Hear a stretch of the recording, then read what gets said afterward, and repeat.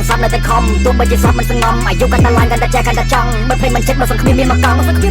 ជីវិតមុននឹងសាប់នៅតែខំទោះបីជាសាប់មិនសងំអាយុកាន់តែឡើងកាន់តែចែកកាន់តែចង់បើភ្លេចមិនចិត្តបើសង្គ្រាមមានមកកង់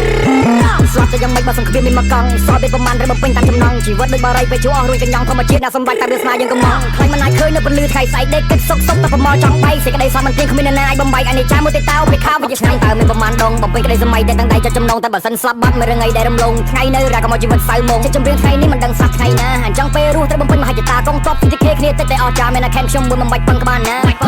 អាយុកាន់តែឡើងកាន់តែចេះកាន់តែចង់កាន់តែស្អែកកាន់តែឃ្លានគំនិតនៃជីវិតបាក់បង្ខំឲ្យខ្ញុំគិតទោះបីជួបរឿងប្រឌិតក៏មិនលឿនដៃប្រណំអ្នកខ្លះគេមកជីហើយអ្នកខ្លះគេមកជន់ខ្លះគេមកគៀបព្រោះតែយើងអត់សម្ព័ន្ធតែចិត្តដូចជាស្ដេចដូចជាចៃវរ្ម័នមានតែពាក្យចេញចំបាំងតាមរបៀបគ្រប់ចំនួន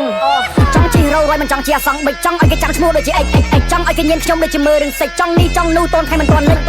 ចង់និយាយពីថាចង់ទាំងអស់ឲ្យតែស័កសមឲ្យតែមានចិត្តស្មត់សមលុយដាក់កងតន់ខ្លួននៅកន្លោះទួសួយថ្ងៃស្អែកក៏មិនឲ្យគ្រោះម្ដោះខ្ញុំមនុស្សហាក៏មិនចេះមូសាតែមករៀមដៃ10ស្ពត់ព្រះអង្គដងការពេលដែលខ្ញុំបាននិយាយដោយរបបផ្ដាច់ការ Be a King ជាគំរូមន្ត្រីកណ្ដាលទេសនា Everybody know my skill yes sir Everybody know my feel ទៅតែខ្ញុំបាននិយាយដោយតែខ្ញុំបានថា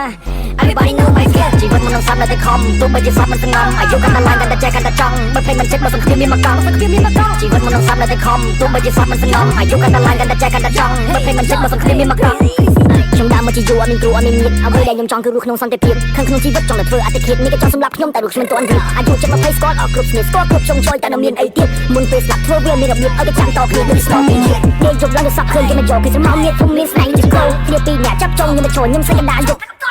មិនទាន់ចង់ស្លាប់មុនអាយុ21ស្លាប់មុនជោគជ័យតែអ្នកណាខ្ញុំជួយ eliminate fuck ក៏មិនណាជួយបិទភ្នែកក៏មិនចិត្តមកសក្តិយ៉ាងមួយគ្មានអ្នកណាប្រកែកនៅពេលដែលខ្ញុំស្រែកឆ្នាំ2020គេថាខ្ញុំចំឡៃបាយស្លុយសុកក៏ចង់មកចេះរ៉េបព្រោះមិនចង់អត់ប្រយោជន៍គេមើលងាយច្រើនពេកស្រីរត់ចោលក៏ព្រោះតែពាក្យក្របាត់មិនអស់ក៏ព្រោះមិនចេះចូលខ្លាចពេលស្លាប់បាត់មិនមានអ្នកណាយកលុយច្រើនយ៉ាងណាពេលស្លាប់មិនណាយបដូរ